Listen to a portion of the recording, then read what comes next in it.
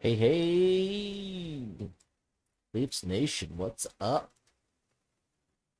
It's a gorgeous Thursday. The weather is great. That is true. Well, it's definitely going to be an interesting week.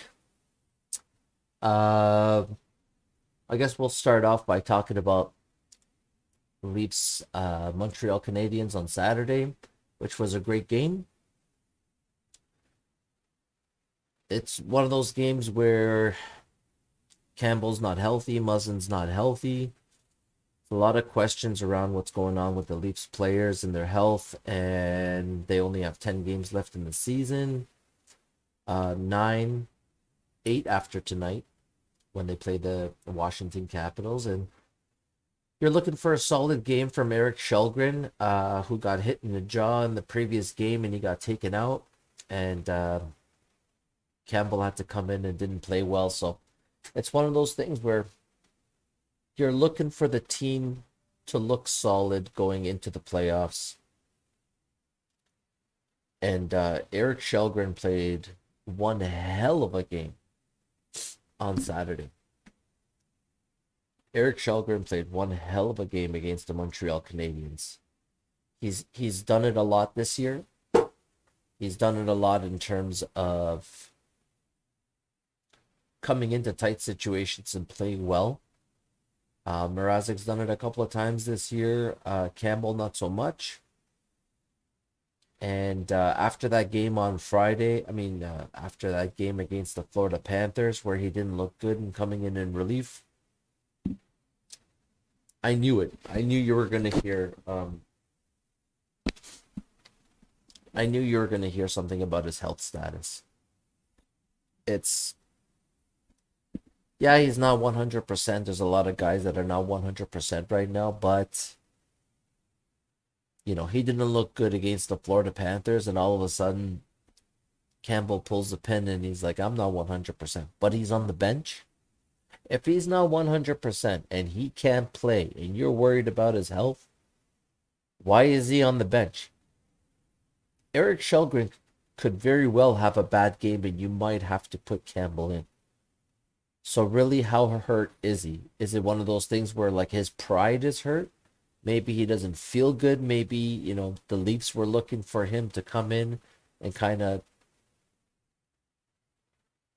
stop the slide against Florida, kind of close that game out, and he didn't look good and the results weren't good.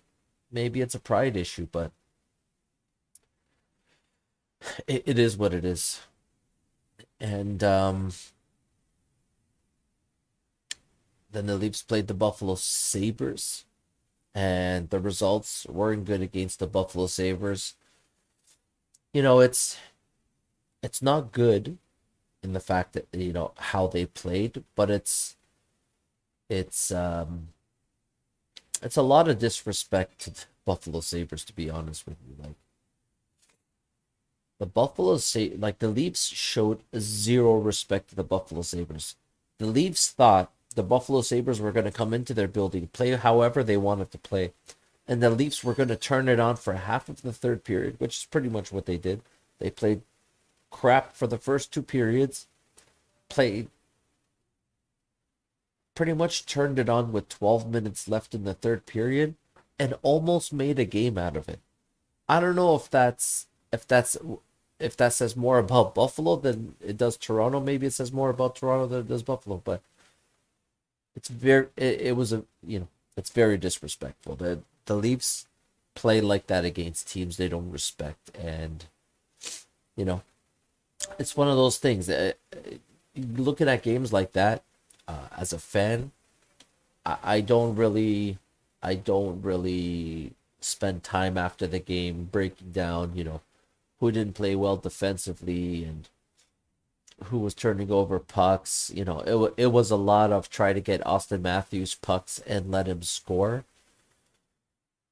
and that's taken away from how the Leafs want to play. So, I don't put a lot of stock in that game. As a Leaf fan, the Leafs are on pace for 110 points. They're very close to securing home ice for the first round. And they thought it was going to be point night for Matthews. He's going to get his 100th point. He's going to get 60 goals, blah, blah, blah. I don't put a lot of stock in those games. I know the Buffalo Sabres went out there and they played hard and they throw their hands up in the air and it's like a Stanley Cup for them that they won that game against a good team. But the Leafs weren't interested in playing a hockey game. The Leafs were trying to put on a show for the home fans. And you're going to see a different team tonight against Washington. And it's going to be a good game because finally, Sheldon Keefe has decided to take Justin Hall out of the lineup. He's putting Muzzin back in. He's keeping Riley and Lyubushkin together. And he's keeping Gio and Liljegren together, which is amazing. I applaud this coach for finally doing what he's supposed to be doing. And Muzzin's going to come back and he's going to play with Brody tonight. All things being equal, health, everybody being healthy, everything being okay, everyone's ready to go. This should be the starting six on defense going into the playoffs. Like game one, this is the defense core. Justin Hall does things that bothers me to the max. Like it's one of those things where Justin Hall does these, like he takes the puck, he takes a couple of steps, and all of a sudden he sees the forecheck coming, and the forecheck's coming at 100 miles an hour, and he turns around and he skates he tries to get to behind the net. And he's not fast, and the forecheck's coming at 100 miles per hour, and he just turns around. What do you think the forecheck's going to do? They're going to take the puck off of him. And it happens a lot. Justin Hall needs to stop the turn back. Certain defensemen can get away with it.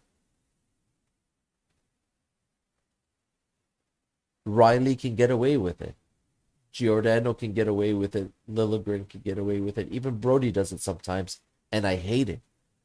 There are some defensemen that can't get away from that move. That is not a good idea. Stop turning the puck back when the forecheck is coming at 100 miles per hour and you have zero time. Get it off the boards or off the glass and out. This whole turn back and regroup scenario while your players are changing is a bad idea when the forecheck is coming at you at 100 miles per hour. All you're going to do, especially if you're Justin Hall and you're slow-footed already and you have no hands, you're going to turn over the puck. It's not ideal. Don't do this to your goaltenders. Get it off the glass, get it off the boards, get it in the neutral zone. Make them at least have to make one pass before they start coming into the zone. Not that you're just going to hold it there and allow them to gain the offensive zone without having to make a pass or a play or anything. It's a horrible idea, this turn back stuff. I know they're into keeping possession and things like that, but there's only certain defensemen that can get away with it. So I'm excited. I'm excited to see what the defense looks like without Justin Hall in it. Labushkin and Riley are a good pair, and Gio and Lilligren have been a good pair. And kudos to Timothy Lilligren for taking this opportunity with the Sandine injury, with the Muzzin injury, and grabbing a spot in the lineup and running with it. He has been playing amazing. I mean, I'm sure that he has more upside than this. I'm sure he can get better than this, but how he's playing right now is really what the Leafs envisioned it was going to happen this season from start to finish. Now, he didn't start like this, but as long as he finishes strong going into the playoffs and playing like this in the playoffs, that's a big deal for the Toronto Maple Leafs. Um, One other important thing to talk about is the fourth line. There's been a lot of juggling on the fourth line, and with Washington being a heavier team, a little bit of a bigger team, uh, the fourth line tonight is going to be Blackwell at center with Clifford and Simmons on his wings. And this is an interesting fourth line. How they fare tonight is probably going to dictate how the fourth line looks come the playoffs. But you have Aberzizi, you have Spezza, you can call up guys from the Marlies once the salary cap goes away and the playoffs start.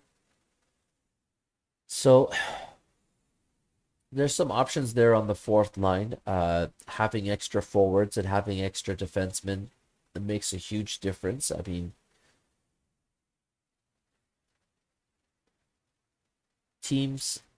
good teams like even the St. Louis Blues, on their cup run, they had lots of extra forwards, and basically it was a different third and fourth line every night, depending on how they were matching up, depending on how the previous game went. If they needed more speed, if they needed more grip, blah blah blah blah. They changed it up a lot, and it kind of makes sense. Why wouldn't you, right? You gotta do what you gotta do in terms of uh,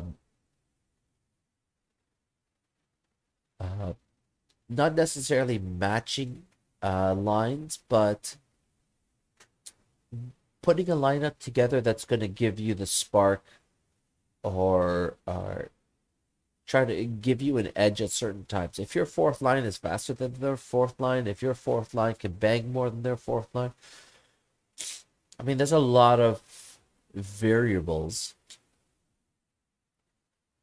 in that whole third and fourth line thing. I mean, right now, Nylander's on the third line with Ingval and Kemp, and it's looking pretty good. I mean, you're adding an element to that third line, that elite scoring that Nylander brings, and a lot of third lines don't have that. So, like, if a team has to shut you down and Mikheyev is playing well and he's scoring and Tavares is scoring, then you got to think, I have to shut down Tavares, but then I also have to shut down Matthews and Marner. But, that third line has been pretty decent. And at the end of the day, it might not happen in the first period or the second period, but eventually they're going to get tired. I mean, there's only so much skating and banging you could do. And here's the thing. When you look at stats like hits and things like that, if the Leafs have the puck for the majority of the game, they're always going to have less hits than somebody else, because they have the puck and the other team is trying to hit them, right? So, well, what we've been seeing lately in terms of that physical play going into the playoffs is Marner's hitting a lot more. He had like 7 hits the other night. Labushkin had like 10 hits a couple of games ago. And you're starting to seeing the Leafs get a lot more physical. Like, you're seeing Matthews finish guys off on the boards. You're seeing Marner finish guys off on the boards. Tavares is grinding guys down, and Labushkin 10 hits in one game. Now I'm hoping Muzzin is healthy. He comes into the lineup tonight, and he becomes another banger on the defense because Justin Hall. I see Justin Hall as the kind of guy like all he has to do is look down the bench and see Ilya Lyubushkin. He keeps it simple. He's physical. He moves the puck with simple passes. And if I'm Justin Hall, I look at him and I see, look how much success this guy is having playing with Riley. I could do that for Muzzin. I could do that for Brody, or I could do that with Giordano. No one's asking the world of Justin Hall. But if he can turn into another Lyubushkin, where he's hitting guys and really doing damage, playing simple, solid defense, moving the puck. I mean, that's all Justin Hall has to do to be in the lineup on a regular basis. Because right now it looks like to me, Timothy Liljegren is more like Lyubushkin than Hall is. Even though Timothy Liljegren doesn't hit that much, he moves the puck and he's got that offense in his game that a lot of guys don't have. It's going to be interesting how the six-man defense looks tonight without Hall in it. I'm very excited about that. So Campbell is starting tonight. Sheldon Keefe has confirmed that Campbell's going to start tonight. I'm really hoping this guy has a good game. I mean, every time this guy has a bad game, you hear about some sort of an injury afterwards.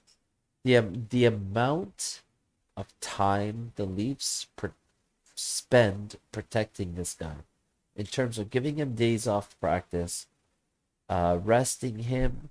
No Leaf goalie in the history of the Maple Leafs has been coddled like this.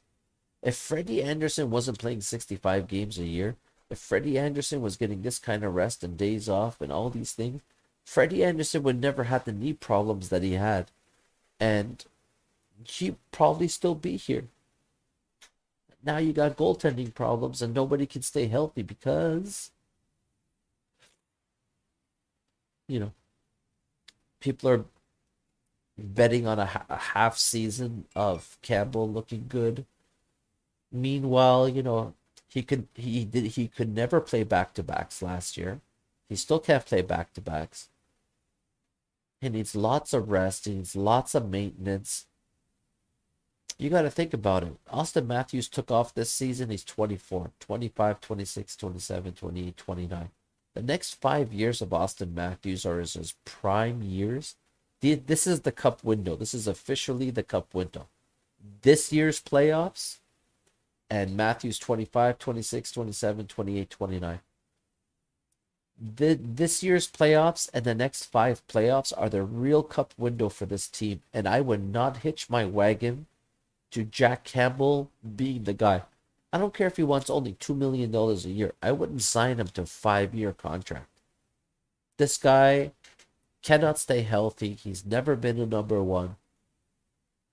I just don't think he can do it. Small hybrid goalies are not the way to go. Look at Shelgren, 6'3" butterfly goaltender with 0 experience. He treads water fine. Why? Because he plays the same way every night. He's a butterfly goaltender. He slides across, he gets in the position, puck hits him in the chest. At the end of the day, all he can do is just play his game, and it's a nice, solid game. Mrazek and Campbell play 2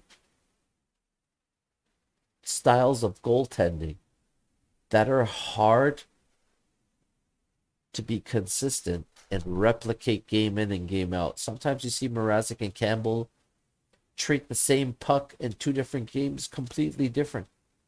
And it's just there's no consistency to their game. So it's a very hard thing to figure out, but it'll be interesting to see what Campbell does tonight. Sandin is skating. Carter Hutton, who the Leafs acquired at the trade deadline, is also skating with the Leafs. And it's going to be interesting to see what happens with the Leafs' health situation, considering there's only a couple of weeks left in April. and the playoffs are fast approaching. It's going to be interesting. I hope everyone gets healthy. I mean, it's good for the Leafs to go into the playoffs with eight healthy defensemen in terms of Riley and Labushkin being a pair, Gio and Liljegren being a pair, Muzzin and Brody being a pair, and then you got Sandin and Hall. Guys get tired. Maybe, one guy looks tired, you switch it up for one night, then you put him back in the next game, and it's the things you have to do in the playoffs. You got to have depth at forward and defense to be able to make a run in the playoffs. And right now, the Leafs have that depth. They have that forward depth and defense depth. So hopefully everybody gets healthy and we really get to see what this team can do in the playoffs. As to who they're going to play in the first round, it's it's pretty much Tampa or Boston at this point, and the Leafs are very close to securing home ice for the first round. And I think that's going to make a big difference. I think the Leafs being playing 4 out of the 7 in comfortable surroundings is going to definitely help them play more of their game than a team coming into the building and dictating. I'm sure it's not going to be pretty, and I'm sure it's not going to be great, but um, MLS has announced that Maple Leaf Square is going to be full of fans again. So Jurassic Park for the Raptors and Maple Leaf Square being packed for the Leafs playoff games. It's going to be fun to see that again. Downtown being packed, bars and restaurants being packed, Maple Leaf Square being full of people. It's definitely going to be fun. It's been a long time. Um, I was at the Blue Jays home opener, and there was like 45,000 people in that stadium. It was a fun atmosphere. It was a good time. So these next couple of weeks are going to be interesting times. Now, I know. Can you guys hear that I'm sick? You know what? Actually, so this is my first cold since like COVID started, and people hear you're stuffed up, and they ask you like, "Oh, are you sick?" And now I understand why the NHL reports injuries and illnesses the way they do. And I've been asked the question so much. I'm following suit. People ask me, "Hey, are you sick?" I'm like, "It's a non-COVID related illness." And it works. As soon as people hear non-COVID related illness, they're like, "Oh, okay, no problem. Nothing to see here." I'm officially saying that to people, and it's they're like, "Hey, you sound stuffed up. Are you sick?" Non-COVID related illness. Everyone's like, "Oh, okay, no problem." That's hilarious. I totally understand why the NHL does that. Because people are nervous nowadays and they ask you questions. That's funny. Yeah, so here's the thing. It's okay to be upset and negative after something negative happens. And, we've experienced that in Toronto as Maple Leaf fans for a long time. But here's the thing. Right now, the Leafs are on pace for 110 points. Matthews is on pace for 60 plus goals, 100 plus points. Marner's on pace for 100 plus points. These are all positive things that are happening. There's no point in anybody in this town going on social media and being negative like, "Oh, it doesn't matter." Then why are you watching? If it doesn't, if the Leafs would have sucked like the way the Montreal Canadiens suck, you would be bitching online. So obviously it does matter, right? Be positive when positive things are happening, and if they go into the playoffs and something bad happens, then refer to the bad thing. Don't refer to past negatives while positive things are happening. It makes no sense. to live in that place. If that's where you're living, then sports aren't for you, man. Turn off the TV, go outside. It's a gorgeous day. Be with your family and your kids or your friends or do something else. Like, sports isn't for you. To be negative while good things are happening makes absolutely no sense. Matthew scores 51 and 50, and people are like, oh, it doesn't matter. They're not going to win the first round. Are you a Leafs fan? Are you a Toronto Maple Leafs fan? And you said that out loud? What is what does last year or 10 years ago or 20 years ago have to do with what's happening right now? Be happy when good things are happening. Once something bad happens, then refer to that and talk about it. But right now, when positive things are happening, there's no point in referring to past negatives. It makes no sense. Don't live in that headspace. Life is great, man. Life is right now. Sports is great. Vladdy Guerrero's destroying the Yankees. The Blue Jays are good. The Raptors making the playoffs. They could upset the Philadelphia 76ers in the first round. And the Raptors' next 5 years is going to be amazing. So you got the Blue Jays are good. You got the Raptors are good. You got the Leafs are good. This is the next 5 years are going to be the golden years of sports in Toronto. The Blue Jays are going to be competing, the Raptors are going to be competing, and the Maple Leafs are going to be competing. If you can't enjoy this, then sports isn't for you. If you're going to sit around talking about negatives, the next 5 years are the golden years in Toronto sports. Even TFC is building up towards something bigger. The World Cup's coming to Canada, so TFC's building up for that because they want the spotlight in terms of soccer. So all the teams in Toronto are working towards bigger things. There's no point in talking about the past or negatives. If there's something positive going on right now, be positive. If something negative happens, then be negative. But don't bring up past negatives to not talk about positive things that are happening. Doesn't make any sense. It's an exciting time in Toronto. I'm super psyched about it. I cannot wait for the playoffs to start. Raptors on Saturday, the Leafs in a couple of weeks. It's going to be good times. I definitely hope you guys are on the same page as me. Let me know in the comments. Please like and subscribe. I appreciate all of you guys. We'll see you guys again soon.